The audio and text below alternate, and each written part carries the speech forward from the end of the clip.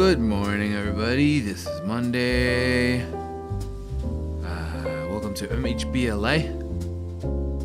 This is a little show I have. Good morning, everybody. This is a little show we get to do every morning, 10 a.m. Central Time, because I'm in Mexico. And thank you for coming. For those of you who know, I am. I've been living in the United States for a very long time, although I am an immigrant. And in the last 6 months, how can I say it? Because I'm already a little bit tired of telling the story, honestly. But 6 months ago, I was diagnosed with cancer. So I had technically two choices. The first choice was to simply sit down and contemplate my fate as a cancer patient, and ultimately just surrender to my fate, I guess, because I had no insurance, I had nothing, it was a very interesting time in my life. And now I've moved to Mexico to receive chemotherapy treatment. I've moved to be with my family, and I have realized that always there's a price to everything, right? And right now with sorry that my little thing is a little crummy. It's super cold up here. Like, you would think that New York City is a cold place.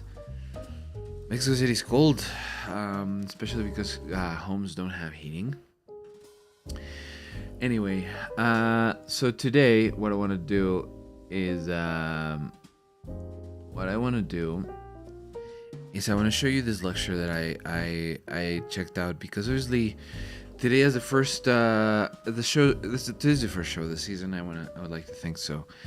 And we I don't wanna like just go around, and I've saved a bunch of videos in the last 6 months of me in my convalescence. I've saved a bunch of videos.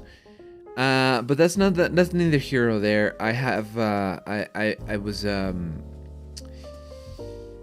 I honestly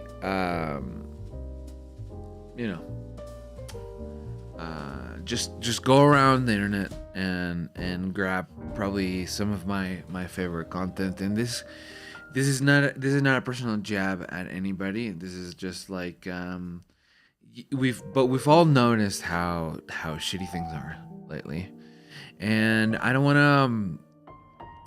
I don't know. Maybe tomorrow, in the episode tomorrow, we'll cover the topic of microslop and AI and what's happening with AI. But I've came across this channel, this YouTube channel, which I highly recommend everybody to check out. 39c3 media.ccc.de. Incredible commentary, incredible opinion on what's the world today is looking like, and all of that. So without further ado, let's take a look at this. I love the little synth intro they have. Oh, let me reroute my audio.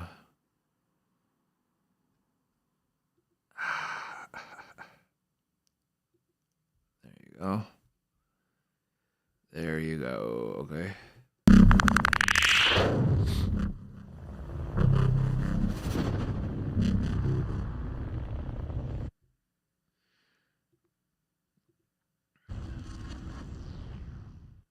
Thank you. Hey. Wow, look at that. Hi. Hello. Thank you very much. Hi. The joke about the podium here is that this was the only non-USB-C compatible podium they could find for me. So as many of you know, I'm an activist with the Electronic Frontier Foundation. Next month, I start my 25th year there. And You gotta blow my nose. Give me a second. no, I'm hardly unbiased, but as far as I'm concerned, there is no group anywhere on Earth that does the work of the caliber that EFF does for our digital rights. And I'm an activist there, and so for the past quarter of a century, my job has been fighting something that I call the war on general purpose computing. Now, if you were at 28C3 14 years ago, you may have heard me give a talk with that title.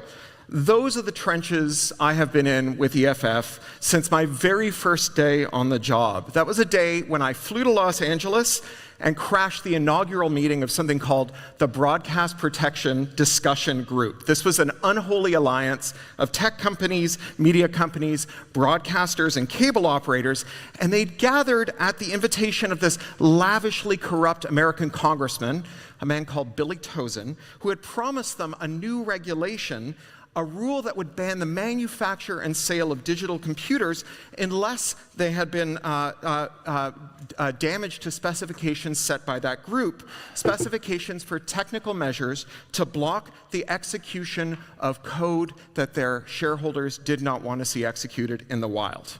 Now, that rule was called the broadcast flag, and it actually did pass through the American regulatory system. The Federal Communications Commission passed it as a rule, so we sued the FCC. We overturned the rule.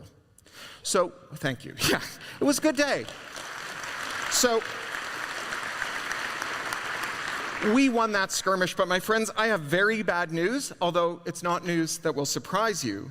Despite wins like that important one, we have been losing the war on general purpose computers for the past 25 years. But that's why I've come to Hamburg today, because after decades of throwing myself against a locked door, the door that leads to a new, good internet, one that delivers the technological self-determination of the old, good internet, and the ease of use of Web 2.0 that let our normie friends come and join the party, that door has been unlocked.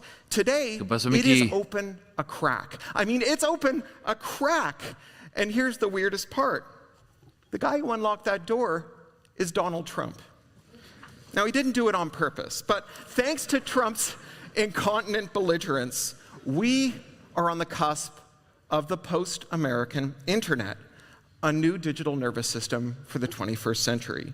An internet that we can build together without worrying about America's demands or its priorities. Now, don't get me wrong, I am not happy about Trump or his policies. But as my friend Joey Davila likes to say, when life gives you SARS, you make sarsaparilla. The only thing worse than living through all the terror that Trump has unleashed on America and the world would be going through all of that and not salvaging anything of value from it. So that's what I'm here to talk to you about today. The post-American internet that we can wrestle away from Trump's chaos.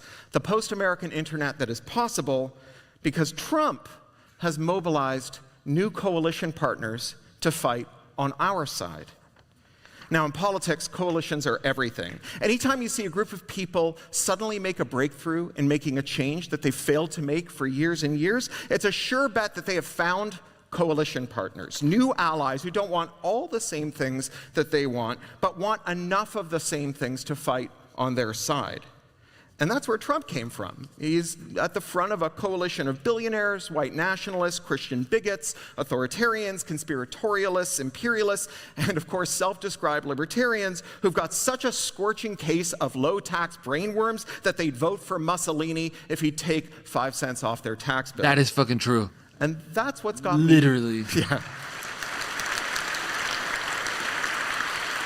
Fucking and that's what's got me so excited, is that we've got a new coalition in the war on general purpose computers. A coalition that includes digital rights activists who've been on the lines for decades, but also now people who want to turn America's tech trillions into billions for their own economy, and national security hawks who are quite rightly worried about digital sovereignty. Now, my thesis here is that this is an unstoppable coalition, which is good news, because for the first time in decades, I think victory is in our grasp. So let me explain. 14 years ago, I stood in front of this group and I talked about the war on general purpose computing. Now that's my snappy name for the fight, but the boring name that they use in legislatures for this fight is something called anti-circumvention law. Under anti-circumvention law, it is a crime to alter the functioning of a digital product or service unless the manufacturer approves of your modification. And crucially, this is true whether or not your modification violates any other law. Anti-circumvention law, it originates in the USA with Section 1201 of the Digital Millennium Copyright Act of 1998, which establishes a felony punishable by a 5-year prison sentence and a $500,000 fine for a first offense for bypassing an access control to a copyrighted work. So practically speaking, if you design a service or device with even the flimsiest of systems to prevent modification of its application code or its firmware, it is a felony. It is a jailable felony to modify that code or that firmware.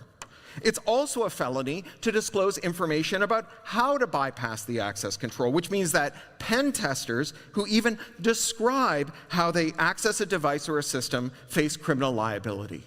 And so anti-circumvention law allows any manufacturer to trivially turn their product into a no-go zone, criminalizing the act of investigating its defects, criminalizing the act of disclosing its defects, and criminalizing the act of remediating its defects.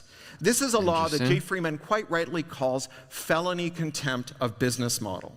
Now, anti-circumvention law became the law of the land in America in 1998 when Bill Clinton signed the Digital Millennium Copyright Act.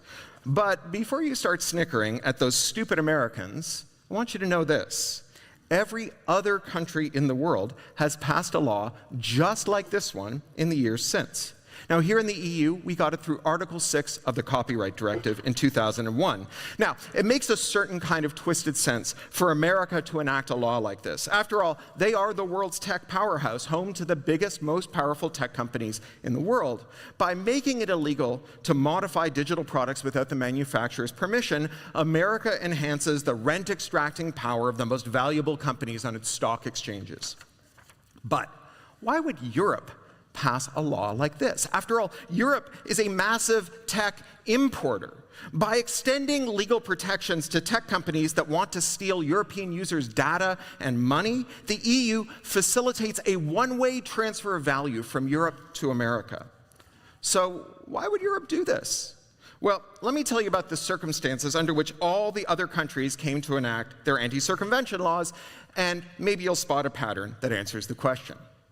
Australia got its anti-circumvention law through the US-Australia Free Trade Agreement, which obliges Australia to enact anti-circumvention law.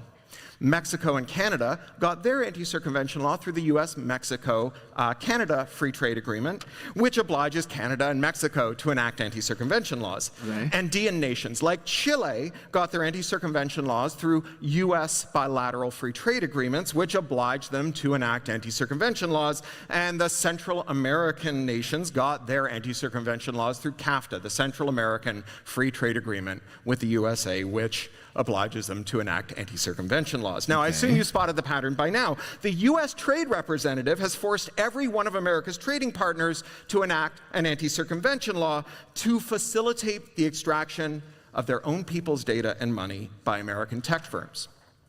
But of course, this only raises a further question.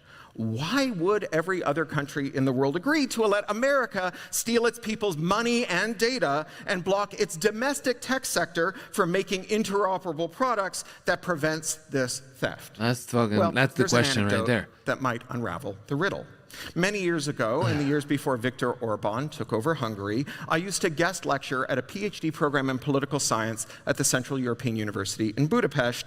And one summer, after I'd lectured to my students on anti-circumvention law, one of them approached me. Now, they had been the information minister of a Central American country during the CAFTA negotiations. And one day, they'd received a call from the trade negotiator, calling from the CAFTA trade negotiating room. And the negotiator said, "You know how you told me not to give the Americans anti-circumvention law under any circumstances? Well, they've told me they will not take our coffee unless we give them anti-circumvention. And I'm sorry, we just can't lose the US coffee market. Our economy could collapse, so we're going to get anti-circumvention. I'm really sorry." That's it. That's why every government in the world allowed US big tech companies to declare open season on their own people's private data and ready cash. The alternative was tariffs. Well, I don't know if you've heard, but we have tariffs now. I mean, if someone threatens to burn your house down unless you follow their orders, and they burn your house down anyway, you don't have to keep following their orders. Okay. So, happy Liberation Day? So far, every country in the world has come up with one of two responses to the Trump tariffs. The first one is, give Trump everything he asks for except Greenland and hope he stops being mad at you. And this has been an absolute failure. Give Trump an inch, he'll take a mile, he'll take fucking Greenland. Capitulation has been a failure. But so has been the other tactic, the retaliatory tariff. Now, that's what we have done in Canada. Like all the best Americans, I am Canadian. And it's a cheap laugh. Our top move has been to levy tariffs on the stuff we import from America, making the things that we buy more expensive. Now, this is a very weird way to punish America. It is like punching yourself in the face as hard as you can and hoping the downstairs neighbor says, ouch. And worse, it's indiscriminate. Why whack some poor farmer in a state that begins and ends with a vowel with tariffs on his soybeans? That guy never did anything bad to Canada.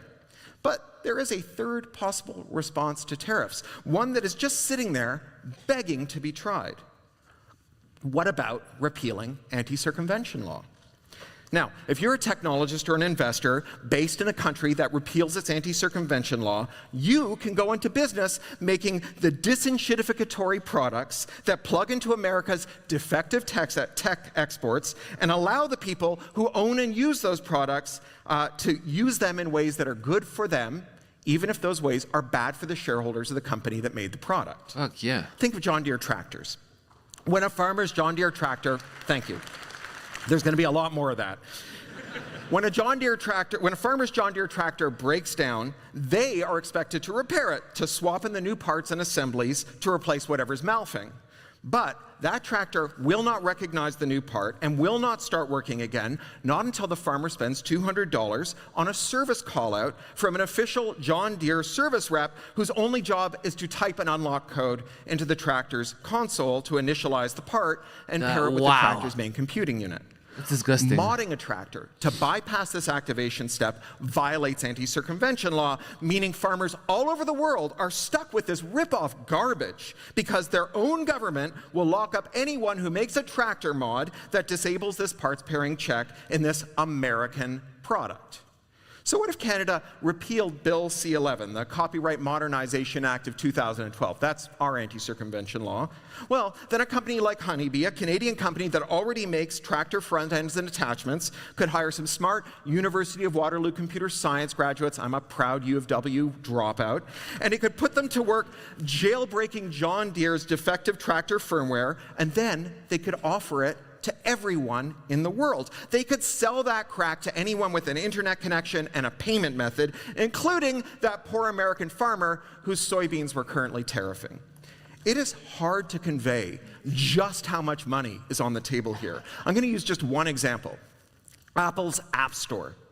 Apple forces all app vendors into using its own payment processor and charges them a 30% commission on every euro spent inside of every app. 30%! That is such a profitable business that Apple is making $100 billion a year on it.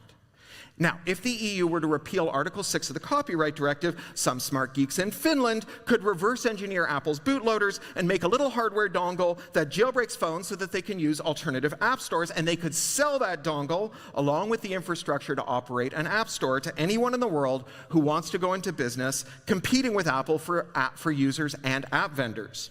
Those competitors could offer a 90% discount to every crafter on Etsy, every performer on Patreon, every online news outlet, every game dev, every media store, offer them a 90% discount on payments and still make $10 billion a year. Now, maybe Finland's never going to see another Nokia, but Nokia, that's a hard business to be in. You've got to make hardware, and that's expensive and risky. But if the EU legalizes jailbreaking, then Apple has to incur the expense and the risk of making and fielding hardware, and those Finnish geeks get to cream off the $100 billion digital tax that Apple imposes on the world in an act of disgusting rip-off rent-seeking. As Jeff Bezos said to the publishers, your margin is my opportunity. Now, with these guys, it's always disruption for thee and never for me. When they do it to us, it's progress. If we do it back to them, it's piracy. And of course, every pirate wants to be an admiral. Hold on. Well, screw that. That is evil as hell. Your margin is my opportunity. That shit is like, how is that like how is that like good advice? It's like your money. I mean, I get it. Like, we're all just riding on everybody's margins, but I don't know. I don't think. Well, I mean, there's a reason why he's the richest man on earth, right? So let's move fast and break Tim Cook's things. Let's move fast and break kings.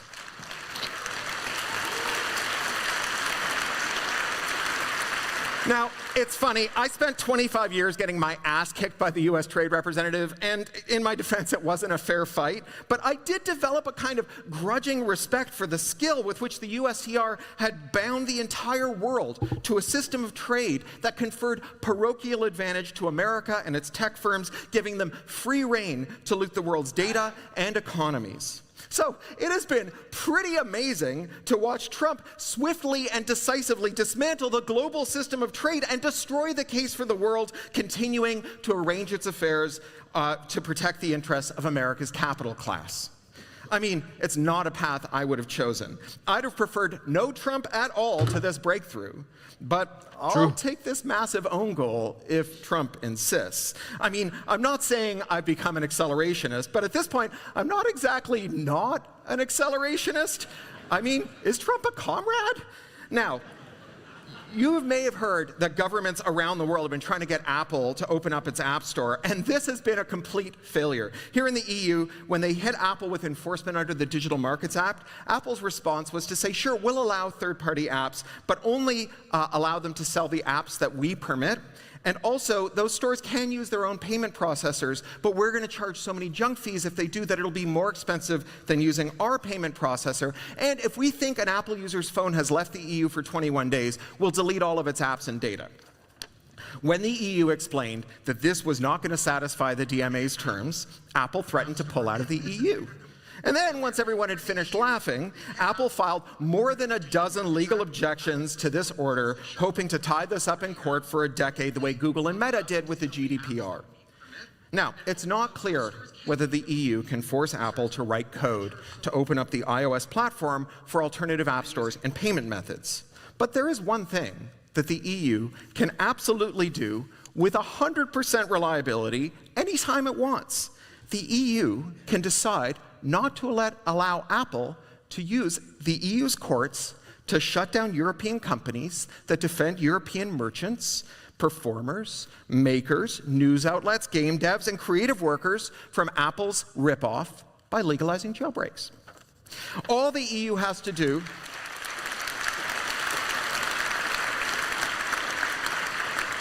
All the EU has to do is repeal Article 6 of the Copyright Directive, and in so doing, strip Apple of the privilege of mobilizing the European justice system to shore up Apple's $100 billion annual tax on the world's digital economy.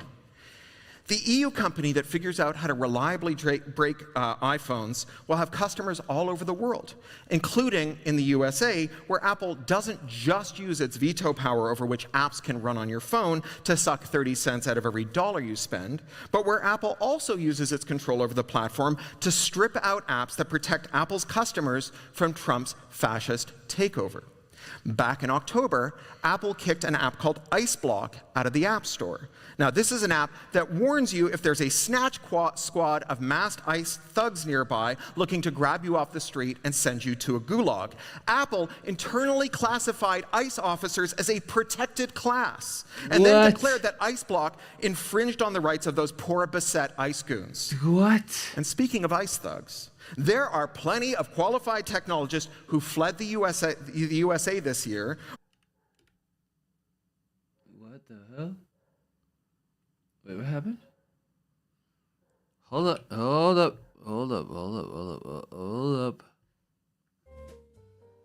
The fuck just happened?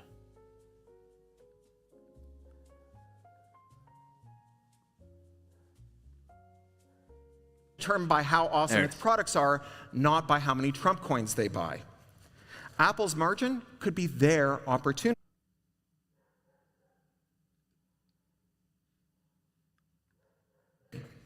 Legalizing jailbreaking, raiding the highest margin lines of business of the most profitable companies in America is a much better response to Trump tariffs than retaliatory tariffs. For one thing, it's a targeted response. Go after big tech's margins, and you're mounting a frontal assault on the businesses whose CEOs each paid $1 million out of their own pocket to sit behind Trump on the inauguration dais. Raiding big tech's margins, it's not an attack on the American people, nor on the small American businesses that are ripped off by big tech. It is a raid on the companies that screw everyday Americans and everyone else in the world. It's a way to make everyone in the world richer at the expense of these rip-off companies. It beats the shit. Thank you. Thank you. It beats the shit out of blowing hundreds of billions of dollars building AI data centers in the hope that someday a sector that has lost nearly $1 trillion shipping defective chatbots will figure out a use for GPUs someday that doesn't start hemorrhaging money the minute they turn them on.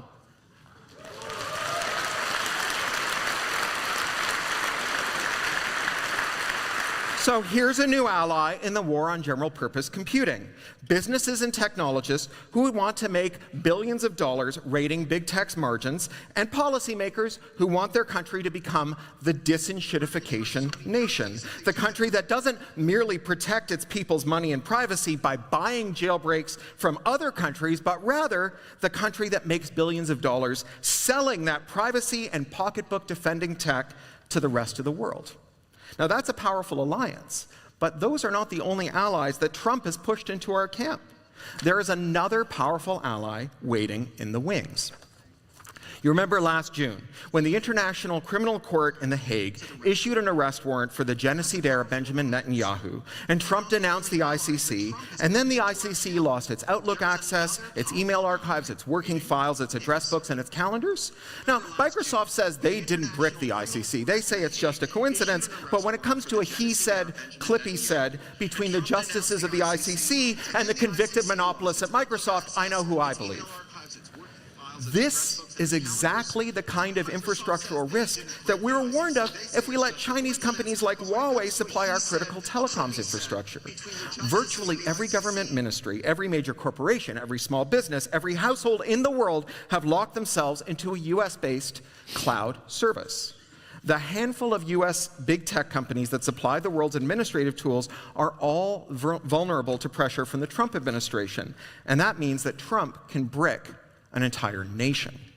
The attack on the ICC was an act of cyber warfare, like the Russian hackers who shut down Ukrainian power generation facilities, except that Microsoft doesn't have to hack Outlook to brick the ICC. Microsoft owns Outlook.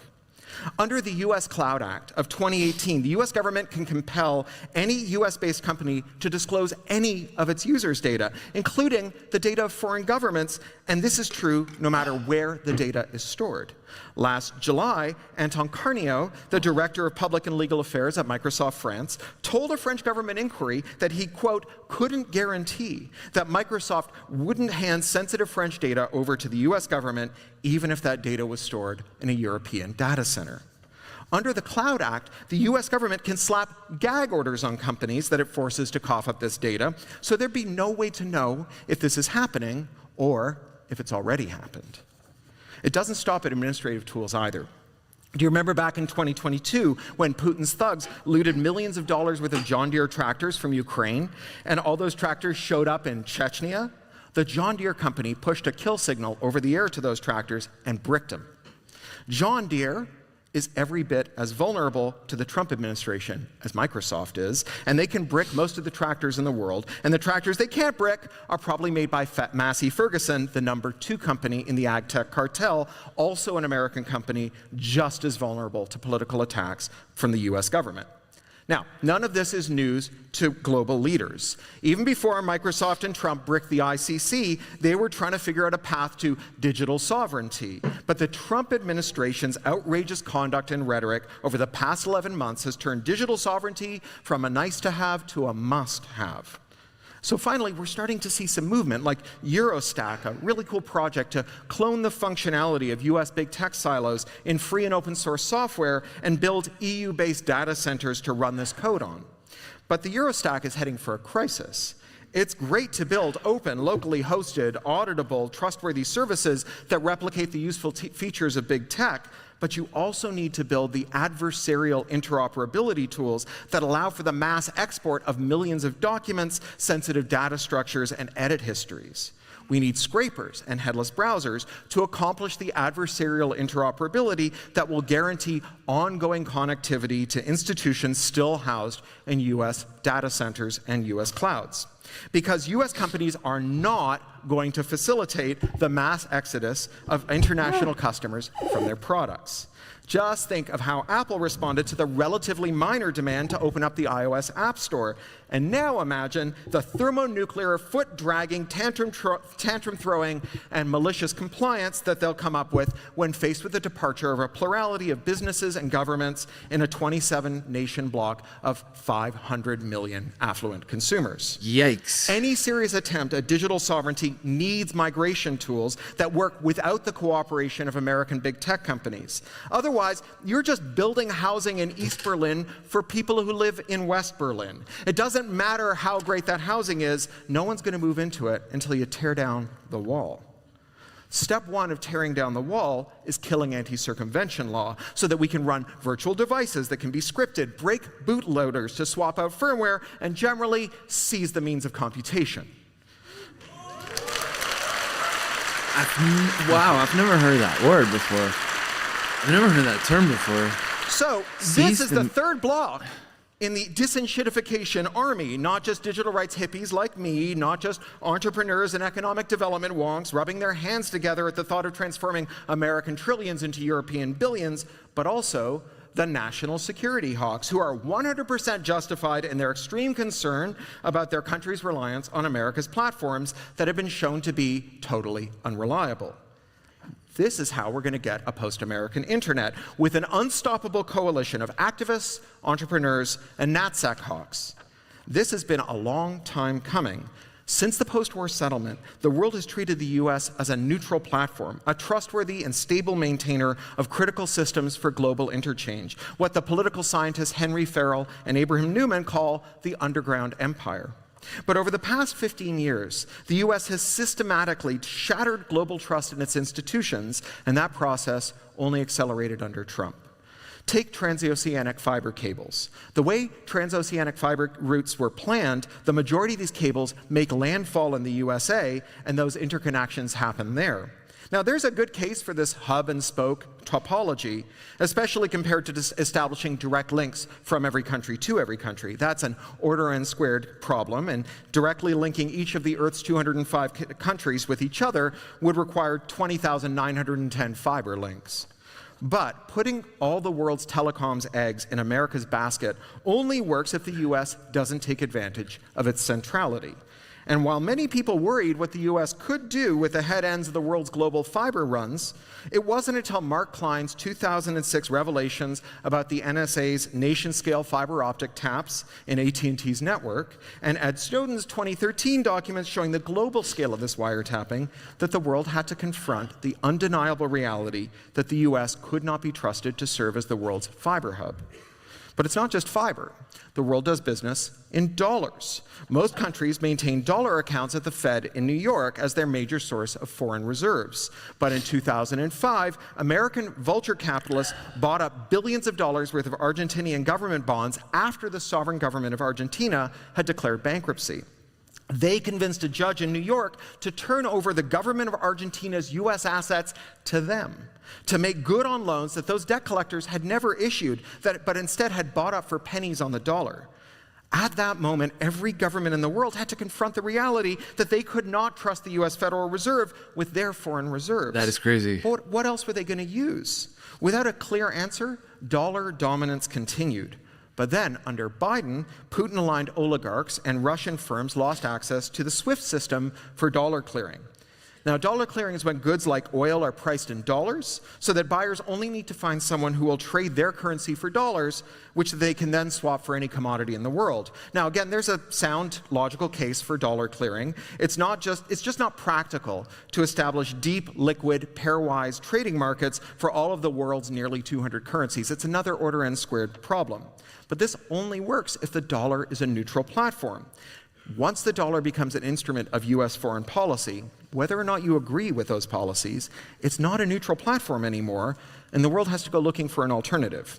Now, no one knows what that alternative is going to be, just as no one knows what configuration the world's fiber links are going to end up taking. There are kilometers of new fiber being stretched across the open floor, and countries are trying out some pretty improbable gambits for dollar alternatives, like Ethiopia, which just revalued its national debt in Chinese renminbi. But without a clear alternative to America's enshittified platforms, the post-American century is off to a bit of a rocky start. But there is one post-American system that's easy to imagine. The project to rip out all the cloud-connected, backdoored, untrustworthy black boxes that power our institutions, our medical implants, our vehicles, and our tractors, and replace them with collectively maintained, open, free, trustworthy, auditable code. This project is the only project that benefits from economies of scale rather than being paralyzed by the exponential crises of scale that everyone else in the post-American world are confronting. That's because any open free tool adopted by any public institution, like the Eurostack services, can be audited, localized, pen-tested, debugged, and improved by institutions in every country. It's a commons. It's more like a science than a technology in that it is universal and international and collaborative. After all, we don't have dueling Western and Chinese standards for structural engineering. Rather, we have universal principles for making sure our buildings don't fall down, and we adapt them to local circumstances. We would not tolerate secrecy in the calculations used to keep our buildings upright, and we should not tolerate opacity in the software that keeps our tractors, hearing aids, ventilators, pacemakers, trains, games consoles, phones, CCTVs, door locks, and governments working. Wow. Thank you. The thing is, software is not an asset. Software is a liability. Now, the capabilities that software delivers, automation, production, analysis, administration, those are assets. But the software itself, that is a liability, brittle, fragile, forever breaking down as the software upstream of it, downstream of it, and adjacent to it is updated or swapped out, revealing defects and deficiencies, even in systems that have performed well for years. Shifting software to commons-based production is a way to reduce the liability that software imposes on makers and users, balancing out that liability among many players. Now, obviously, tech bosses are totally clueless when it comes to this. They really do think that software is an asset, which is why they're so fucking horny to have chatbots shit out software at superhuman speeds. This is why they think that it's good that they have a chatbot that, quote, produces 1,000 times more code than a human programmer. Producing code that isn't designed for legibility or maintainability, Is that is a flex? optimized rather for the speed of production, That's not a just flex. incurring tech debt at scale. Now, thank you. This is a neat encapsulation of the entire AI story. The chatbot can't do your job, but an AI salesman can convince your boss to fire you and replace you with a chatbot that can't do your job. Your boss is such an easy mark for a chatbot hustler because your boss hates you.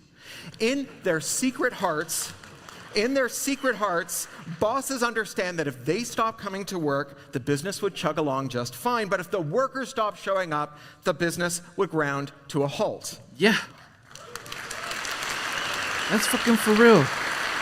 Bosses like to tell themselves that they're in the driver's seat, but really they fear that they are strapped in the back seat playing with a Fisher-Price steering wheel. For them, AI is a way to wire the toy steering wheel directly into the company's drivetrain. It is the realization of the fantasy of a company without workers. When I was walking the picket line in Hollywood with the striking writers, a writer told me that you prompt AI in exactly the same way a studio boss gives shitty notes to a writer's room. Make me E.T., but make it about a dog, and give it a love interest and a car chase in the second act. Now, you say that to a writer's room, and they will call you a fucking idiot suit and tell you, why don't you fuck off back to your office and make a spreadsheet, you nitwit, the grown-ups are here making a movie. Meanwhile, if you give that prompt to a chatbot, it will cheerfully shit out a script exactly to your spec. Now, the fact that that script will be terrible and unusable is less important than the prospect of a working life in which no one calls you a fucking idiot suit. AI dangles the promise of a writer's room without writers, a movie without actors, a hospital without nurses, a coding shop without coders. Sorry about that, when Mark YouTube. Zuckerberg went on a podcast and announced that the average American has 3 friends but wants 15 friends, and that he was going to solve this by giving us chatbots, we dunked on him as an out-of-touch billionaire Martian who doesn't understand what friendship is. But the reality is that for Zuck, your friends are a problem. Your friends' interactions with you determine how much time you spend on his platforms, and thus how many revenue-generating ads he gets to show you. Your friends stubbornly refuse to organize their relationships with you to the benefit of Mark Zuckerberg's shareholders. So Mark Zuckerberg's over there in Menlo Park furiously fantasizing about replacing your friends with chatbots because that way he can finally realize the dream of a social network with no socializing. Ooh. This guy's on fire. Holy crap. Rich, powerful people are at root solipsists. The only way to amass billions of dollars is to inflict misery and privation on whole populations, and the only way to look yourself in the mirror after you've done that is to convince yourself that those people aren't real, that in some important sense they don't exist. Think of Elon Musk calling everyone who disagrees with him an NPC.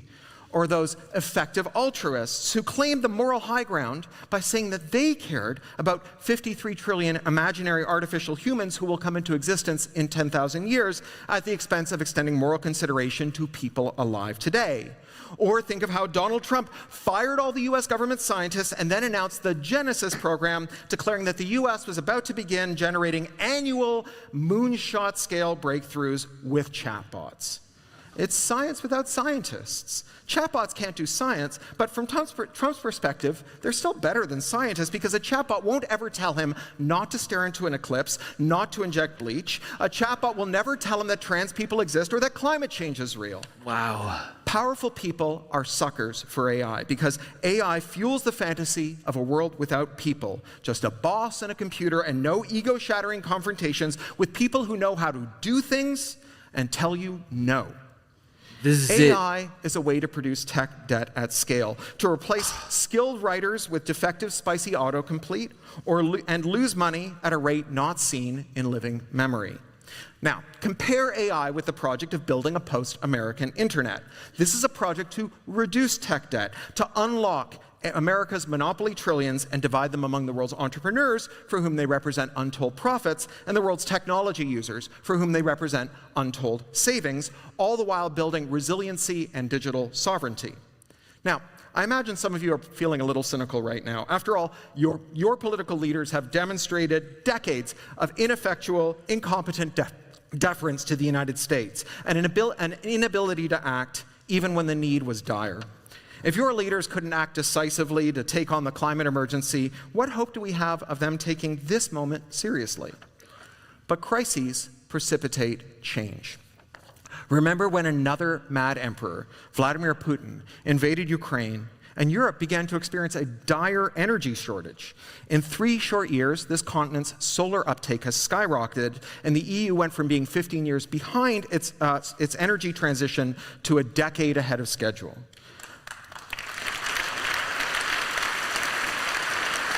Yep, that's the Because when difference. you're shivering in the dark, a lot of fights you didn't think were worth it suddenly become existential battles that you cannot afford to lose. Sure, no one wants to argue with a tedious neighbor who has an aesthetic temper tantrum at the thought of solar panels hanging from their other neighbor's balcony. But when it's winter and there's no Russian gas and you're shivering in the dark, that person can take their aesthetic objection to balcony solar, fold it until it's all corners, and shove it up their ass. Exactly. Besides, it doesn't have to be Europe that leads the charge on a post-American internet by repealing anti-circumvention. Any country can do it, and the country that gets there first gets to reap the profits from supplying jailbreaking tools to everyone else in the world. It gets to be the disenshittification nation, and everyone else in the world gets to buy those tools and defend themselves from US tech companies' monetary and privacy plunder. Ooh. Just one country has to break the consensus, and the case for every country doing that is the strongest it's ever been. It used to be that countries that depended on US aid had to worry about losing medical, food, and cash supports if they pissed off America. But Trump killed US aid, so now that's a dead letter.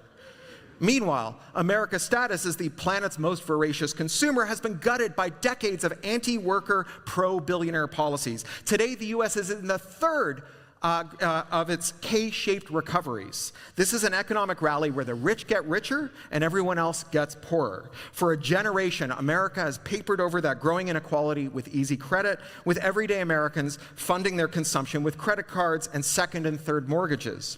So long as they could all afford to keep buying, other countries had to care about America as an export market. But a generation of extraction has left the bottom 90% of Americans struggling to buy groceries and other necessities, carrying crushing debt from skyrocketing shelter, education, and medical expenses that they can't hope to pay down thanks to 50 years of wage stagnation. The Trump administration, meanwhile, has firmly sided with debt collectors, price gougers, and rent extractors. Trump neutered enforcement against rent-fixing platforms like RealPage. He restarted debt payments for 8 million American student borrowers and killed a plan to make life-saving drugs a little cheaper, leaving Americans to continue to pay the highest drug prices in the world. Now, every dollar spent servicing a loan is a dollar that does not go to consumption.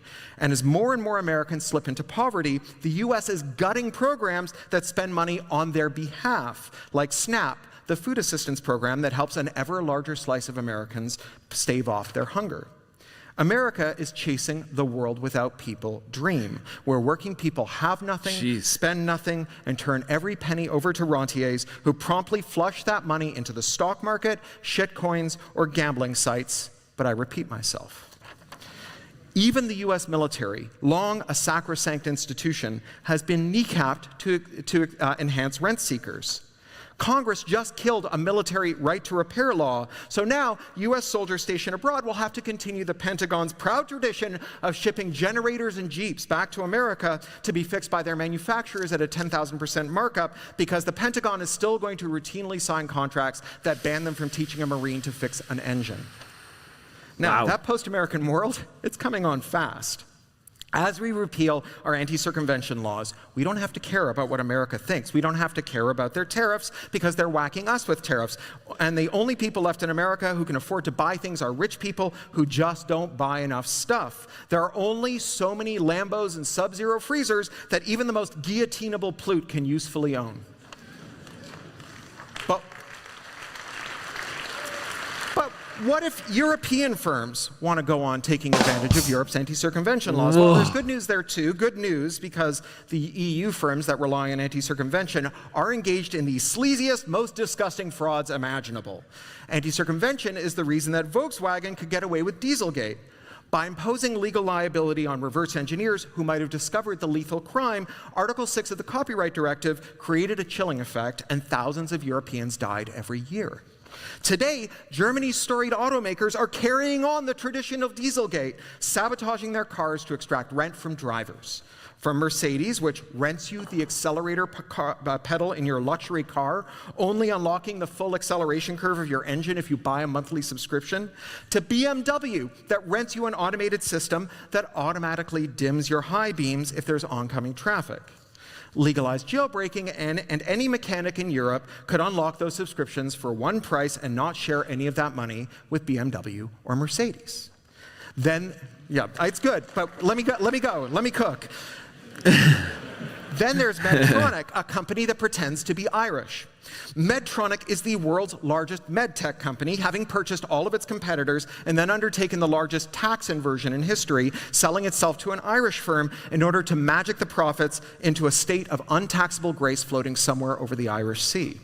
Medtronic supplies the world's most widely used ventilators, and it booby-traps them in exactly the same way that John Deere booby-traps its tractors. After a hospital technician puts a new part in a Medtronic ventilator, the ventilator's central computing unit will not recognize the part until it completes a cryptographic handshake, proving that an authorized Medtronic technician was paid hundreds of euros to carry out a repair that the hospital's own technician probably performed. It's just a way to suck hundreds of euros out of hospitals every time a ventilator breaks. Now, this would be bad enough, but during the COVID lockdowns, when every ventilator was desperately needed and the planes weren't flying, there was no way for Medtronic technicians to come and bless the hospital technicians' repairs.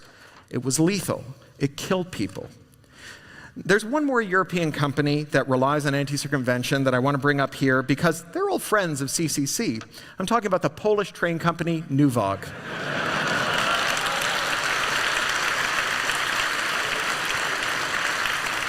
Nuwag sabotages its locomotives, booby-trapping them so that if they sense they've been taken to a rival service yard, the train bricks itself.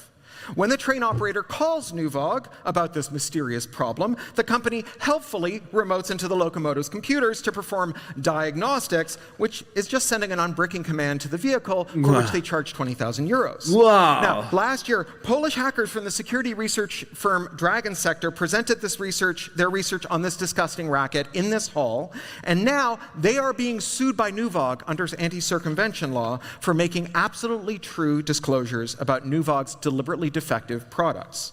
So these are your stakeholders for anti-circumvention law. There's the Dieselgate killers, the car companies who want to rent you your accelerator and your high beams, the medtech giant that bricked all the ventilators in the world during COVID, and the company that tied Poland to the train tracks.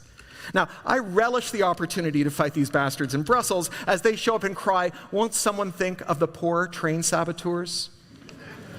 The enshittification of technology, the decay of the platforms and systems we rely on, has many causes. The collapse of competition, regulatory capture, the smashing of the power of tech workers, but most of all, enshittification is the result of anti-circumvention law's ban on interoperability.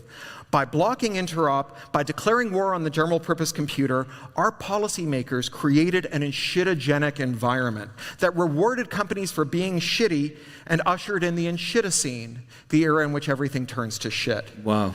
So it's time to call time on enshittification. It's time to seize the means of computation. Let's build drop-in, free, open alternatives to the services and firmware we rely on. Yeah, Let us they have to end be good, the era of silos. I mean, isn't it fucking weird that you have to care which network someone is using if you want to talk to them instead of just deciding who you want to talk to? The fact that you have to figure out whether the discussion you want to join is on Twitter or Blue Sky, Mastodon, or Instagram, that is just the most prodigy AOL CompuServe-ass way of running a digital world. I mean, 1985 called and it wants its walled gardens back.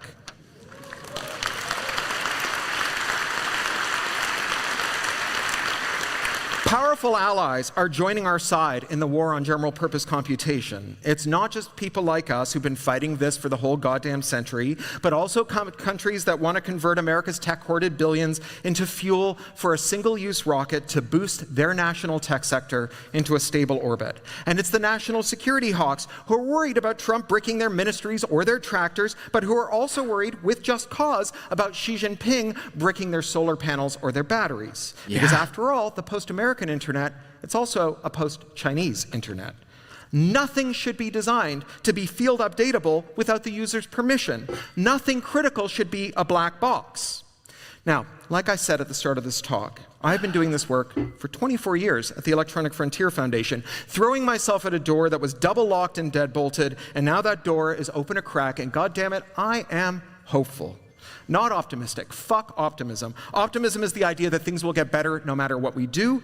I know what we do matters. Hope is the belief that we can improve things, even in small ways, and that we will then ascend a gradient towards the world that we want and attain higher vantage points from which new courses of action, invisible to us here at this lower elevation, will be revealed. Hope is a discipline. It requires that you not give in to despair. So I'm here to tell you, don't despair. All decade, all over the world, countries have taken up arms against concentrated corporate power.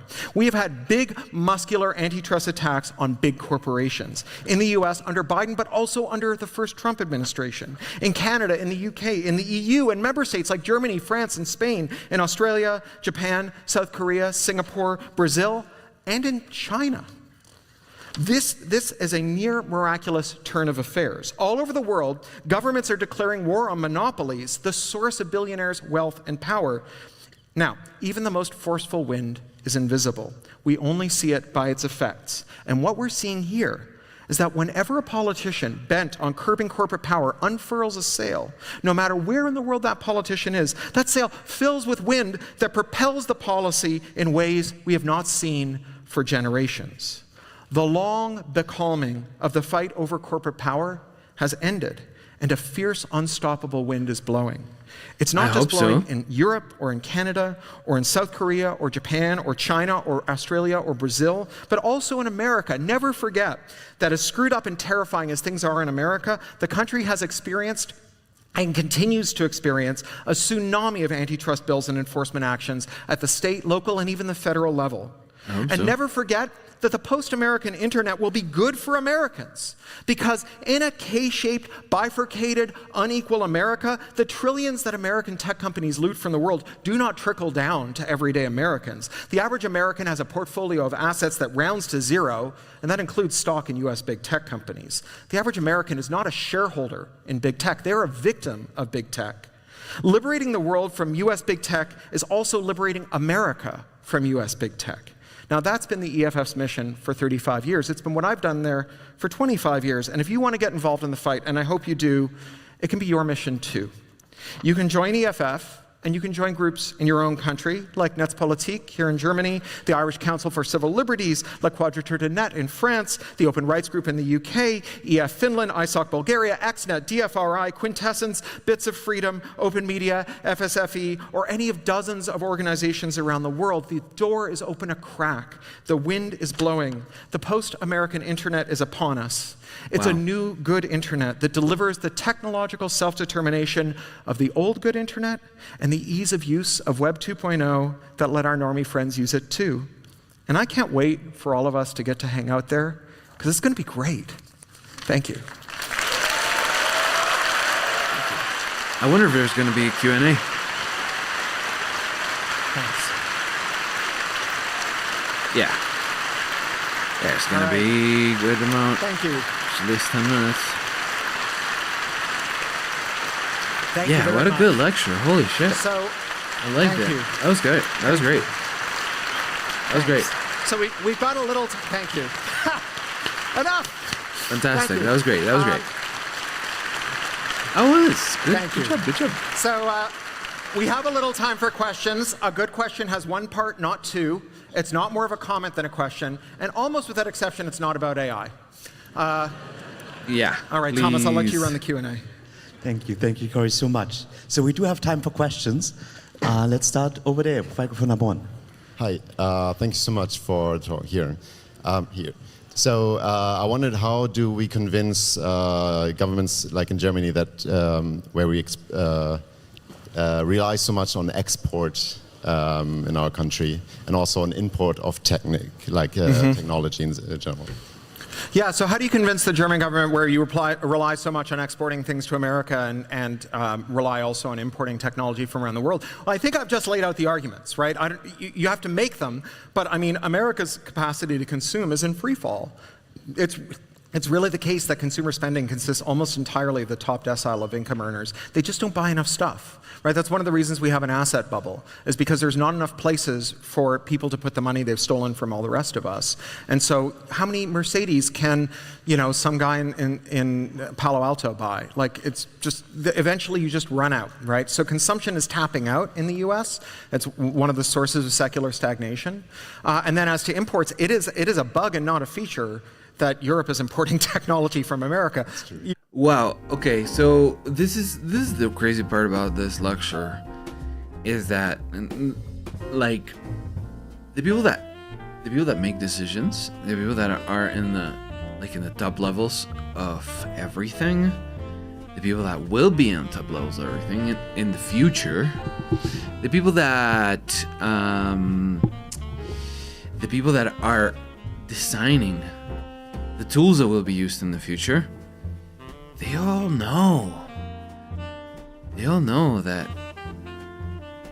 I'm not gonna say America, I'm just gonna say the system right now is just not very conducive. Like, how much shit can you sell if people have no money?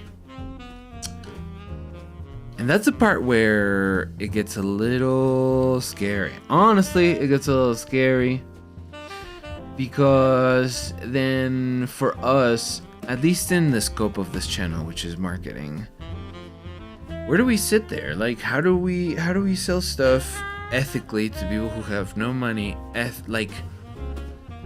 Obviously, I am saying ethically as, like, in the same way that, like, big corporations pollute and you have to recycle, right?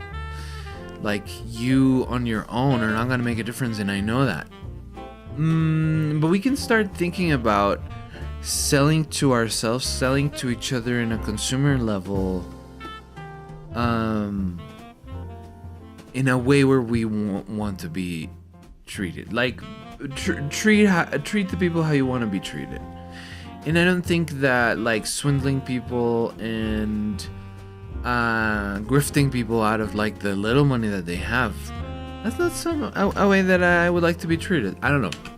You know, how would you like your ministry to be bricked the way the ICC was? It's time to get away from it. Yeah. Microphone number 3. Hi, Corey. Thank you for the talk, and thank you for everything you do. I wanted to ask you about the jailbreaking, to be a little bit of a devil's advocate. Should we jailbreak our grandparents' iPhones? Should we jailbreak our grandparents' iPhones? The average consumer, should we do it? Is it unsafe? I see. Yeah, should we jailbreak for our normie friends? Yeah. So I think if it's not legal, it's putting them in risks they might not understand, although it might be the right thing to do sometimes. My experience of people who are not technical is that they're very motivated to figure out how to do things with technology the manufacturer didn't intend when it is to their benefit.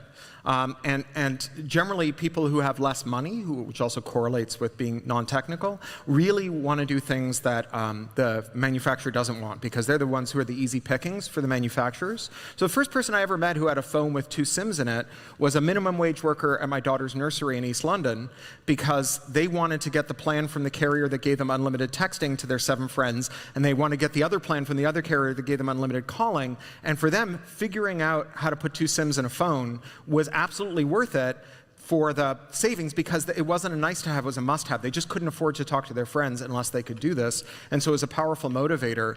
I think that what you get if you formalize jailbreaking, because there's jailbreaks for all this stuff. I mean, you can jailbreak an iOS device. We all know about Checkmate, 8 generations of iOS devices that have been unpatchably broken, right? You can jailbreak a tractor. There's blobs floating around that are just like John Deere tractor firmware, that if you want to, pick up that dirty needle you found on the street and stick it in your arm, by all means, right? But what we don't have is like a reliable supply chain with named parties who have insurance and are subject to regulation in a stable country, where we can call them up and say, you just bricked my tractor with your third-party firmware, you bricked my phone or whatever. That's the thing that I think makes this doable and usable.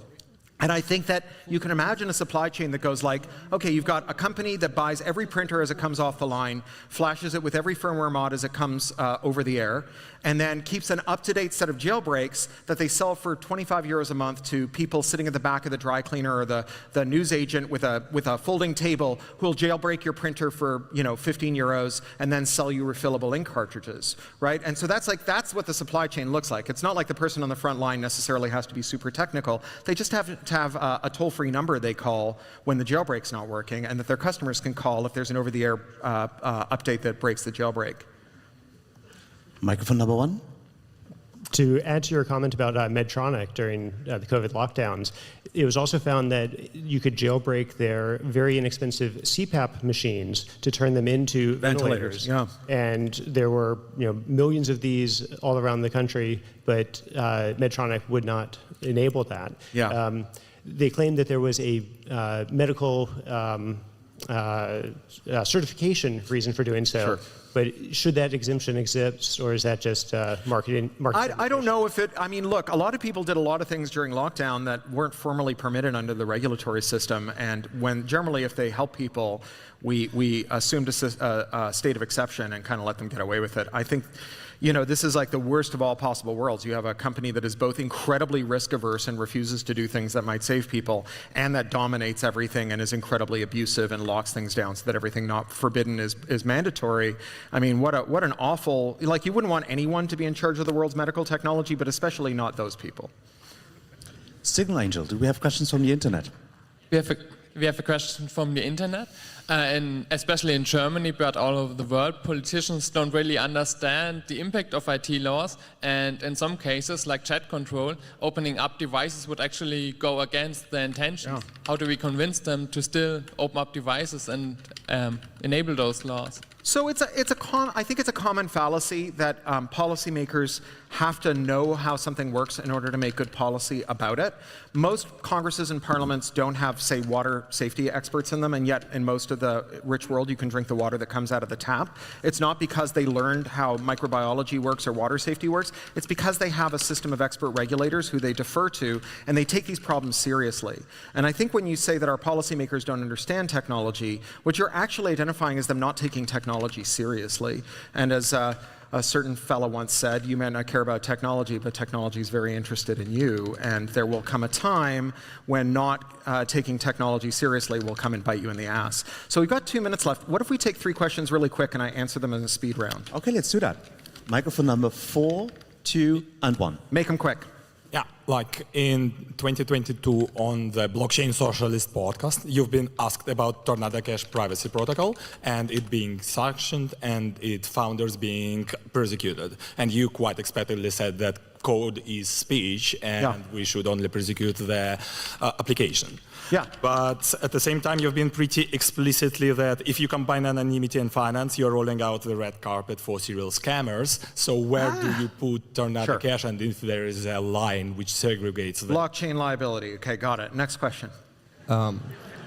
With EU legislation happening in Brussels, with all the quirks and more lobbyists there than representatives, do you see a viable path for EU becoming the first bastion of disenshittification? Yeah, Brussels lobbyists. Okay, next one.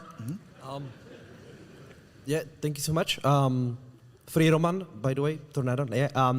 How do you respond to the thing about safety? Like when I try to hack my Toyota, and in US you can do it. In EU there is a safety law. Product safety. Like Got it. Yes. Okay, so blockchain liability, actual facilitation of a crime where you knowingly participate in it, you form a conspiracy. I think that is fair game. I think making a general purpose tool that gets abused, you know, we have this idea in American copyright law that's more or less intact, that things capable of substantial non-infringing uses are presumptively lawful. Things capable of legal uses should be presumptively lawful.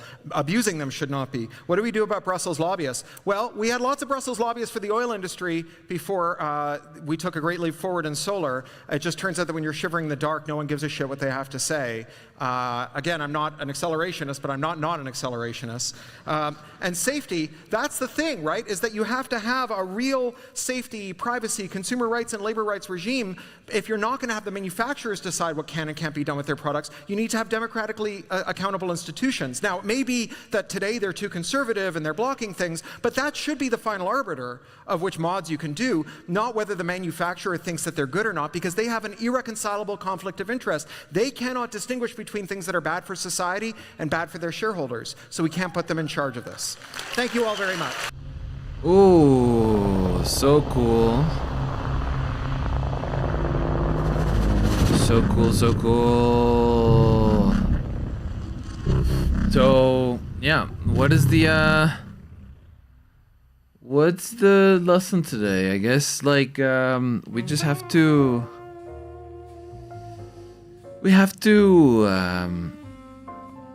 really go back to basics on this.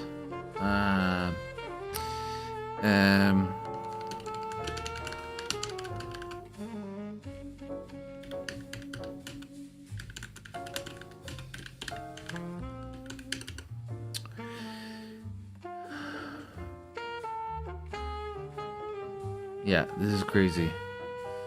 All right, I'm gonna keep generating some images here for a little macro window that I'm working on, and I'm gonna leave you. I'm gonna leave you for today. But that was a great lecture. I have a lot to think about. I do like the fact that we get to in some instances we do get a few companies that I don't know if an open source world is a higher quality world. I don't know that I don't know. There are things in the Apple ecosystem that I don't think they are achievable outside of like that very aggressive model that they have. But I don't know. I mean, what do you guys think? Let me know. Leave comments if you're watching this. If you're not watching this, okay. But yeah, just keep me posted. Let me know. I'll try to do my best to find more of these lectures, which I think they're particularly great content. Thank you for coming. Thank you for joining me today. 10 Central Time, 10 in the morning Central Time. If you guys have any questions, I'm gonna be giving all my knowledge for free. I think it's time for me to not try to sell any courses or anything, and just try to be a mentor, an educator, a leader. After 25 years doing this, I think it's time for me to, and obviously after my cancer diagnosis. So thank you so much for the support. I hope you guys have a great rest of your day, whatever you guys do, and no.